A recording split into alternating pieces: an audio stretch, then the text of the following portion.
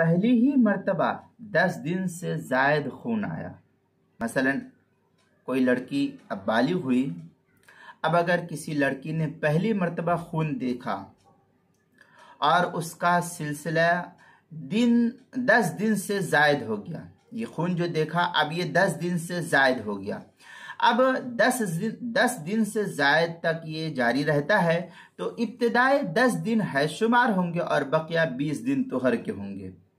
अब जो ये 10 दिन के ऊपर आए हैं है इसके, तो ये जो है उसके इस्तिहाज़े के शुमार होंगे, लिहाजा इन दिनों की नमाज जो है माफ़ नहीं होगी, बाद में इसकी क़ज़ा करनी ज़रूरी होगी।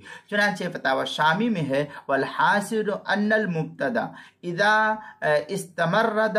इस्तमर्रा दमुहा फ़हैज़ुहा फ़ी कुल्ल शहरी 10 व तुहरुहा 20।